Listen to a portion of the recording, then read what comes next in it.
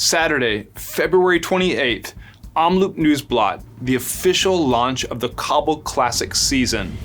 And one man is the absolute favorite. I'll get into that rider, but I just want to remind you, you can catch all the action live and on demand for our viewers in the United States and Canada. You don't want to miss out on any of the action because this kicks off the spring campaign. From here, it's cobbles all the way to Paris-Roubaix in April. This isn't warm-up racing anymore. This is sectors, wind, positioning, and nerve. For Omloop Nieuwsblad 2026, the chance of rain is gone. The forecast has changed. It's now sunny, mostly sunny. Remember, this is Belgium after all. Temperatures in the range of 6 to 11 degrees Celsius, putting us in the range of 43 to 48 degrees Fahrenheit. Cold, Belgium, proper racing. Without rain, this race becomes faster and more tactical. No muddy survival race. This could be sharp, explosive, and selective. Who's that outright favorite, I think, as we head towards Saturday's race? Well, if you were tuned in over the weekend in Spain, down in Andalusia, you would have seen Tom Pidcock blow away his rivals in the final stage of the Vuelta a Andalusia, making this rider from Q36.5, Pinarello Q36.5, my pick as we go towards this first cobbled race. On Sunday, being launched by his teammates, he exploded off the front, no one could follow. He finished 10 seconds clear, looked sharp, really sharp. He didn't win the overall, that went to Ivan Romero, but Pidcock shows serious climbing punch and race-winning instinct. It was his first win of the season and it came with authority. That matters as we head into Omloop. Pidcock is technically brilliant, can descend like none other. And if he makes it up to the top of the Mur, his tactical positioning, riding, his skills, remember he's mountain bike champion, he can handle it. And then you throw in teammates like Canadian Nicholas Zukowski with the support of a strong Pinarello Q36.5.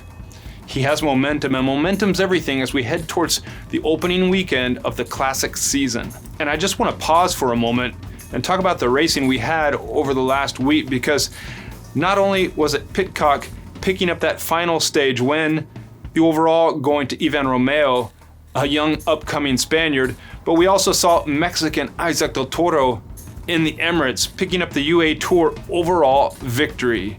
A big one for the team who was there racing without its home star. They're racing on home turf, UAE Team Emirates, without the Slovenian Tadej Pogačar. Del Toro picked up 2 stage wins and the well-deserved overall victory.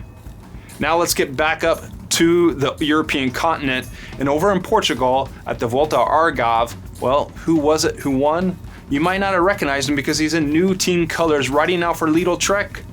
Juan Ayuso, after his leave from UAE Team Emirates last year in that fallout at the Vuelta a España. Juan Ayuso seems to have found his footing in the new American team, and look for more from him as we head on through the 2026 season. But wow, brilliant racing, and we're only in February into this 2026 season. Focus back on the opening weekend, which is also the case for the women. They'll be racing on Saturday. In the men's race, Omloop Nieuwsblad 2026, Van Aert makes his season debut on the road after fracturing his ankle earlier this year racing cyclocross over the winter. The recovery has gone well and he's been back training solidly. But this will be his first true test in race conditions. There's another wrinkle for the team, the yellow and black team, Visma Lease Bike, who's there to support Van Aert as he pushes for this race, but also the classics to come, because Christophe Laporte, the Frenchman, who was so well in the past years, maybe not in recent years, we saw him in a crash in the Volta a Andalusia, same race that Pidcock won his stage there the other day.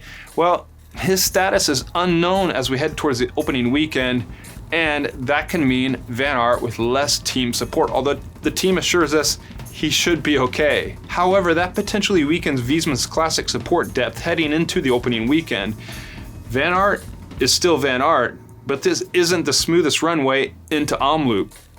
Also watch out for Brit Matthew Brennan. Huge sprint, climbs better than people think. If this comes back together late, Brennan could absolutely win. And one thing of note, Mathieu van der Poel is not on the preliminary start list, and that changes the whole race dynamic. His debut for the 2026 road season is still up in the air, but as we look at it now, he won't be racing in Omloop. Other major contenders for Omloop Nieuwsblad 2026, besides Pidcock, besides Van Aert, let's run through the names. Jasper Philipsen representing Alpecin without Van der Poel on the start line. Fastest finisher if it's a reduced finish. Biniam Girmay, NSN cycling team, strong early form, backed by American Riley Sheehan and Canadian Guillaume Boivin. Soren Warnskald, you remember him from last year, yellow and red team. He's back for Uno X.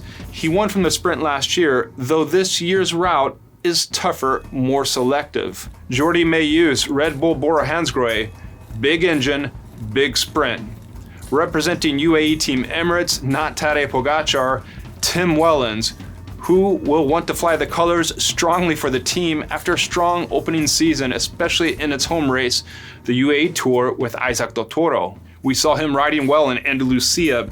Also, Paul Magnier, Soudal Quickstep, young, explosive. The Frenchman, if he survives the climb, gives Soudal Quickstep a real shot at an early classic statement. Matej Mohoric and Mikel Kwiatkowski remain dark horses depending on how aggressively this is raced. This isn't just a European showcase, there's a strong North American contingent on the start line. We're looking at riders Colby Simmons and Luc Lamperti. Yes, Luc Lamperti is now in the pink colors of EF Education alongside Colby Simmons. Over at NSN, we mentioned we got Riley Sheehan supporting Biniam Girmay. At Pinarello Q36.5, Canadian Zukowski to help out Tom Pidcock. And at Ineos Grenadiers, well, we have Artem Schmid and Magnus Sheffield. Sheffield and Schmid will be supporting Mikel Kwiatkowski. Sheffield himself, we saw a few years ago in Brabantse Pil, knows how to handle the cobbles. And how can I forget, going back to NSN, we got Guillaume Boivin, Canadian rider there, supporting Biniam Girmay as well. True North American depth as we head into Omloop Nieuwsblad 2026. The route for 2026 at Omloop, it's quite a bit tougher. 8 cobbled sectors, 12 climbs. Climbs like the Ten Boss. Of course, the Mur and the Bosberg combination. Bosberg leaving 11.8 kilometers to go to the finish in Ninove. We're in Flanders in Belgium. Organizers have added climbing after last year's large sprint. They want this race to break apart. Without rain, expect speed for Saturday. Expect aggressive moves. Expect the move to go on the Mur, if not that, on the Bosberg. And then our winner, of course, decided in Ninove. But this is it, opening weekend. Cancel all of your plans for Saturday morning. Make some popcorn, make a couple of cups of coffee, because this is an indicator of what's to come as we head through the spring. Cobbled one-day racing. Oh, some of the best stuff of the entire year. It's the first real punch of the cobbles. And from here, it's Flanders and Roubaix on the horizon. Form is tested, confidence is built, statements are made. And who's your pick? Let us know. Drop down in the comments. Do you believe, as I do, Tom Pidcock is the top favorite as we head towards Saturday? Or will Wout van Aert win in his season debut, or perhaps his teammate Matthew Brennan? Or are we going to see one of those strong sprinters like Jasper Philipsen or Biniam Girmay, the latter who's already won this year, pull off a reduced bunch sprint? Also, make sure you're signed up so you catch the racing live and on demand for our viewers in the United States and Canada. There's a link down below in the description so you can sign up and you're not missing out, because the stones are waiting and the war on the cobbles begins this Saturday.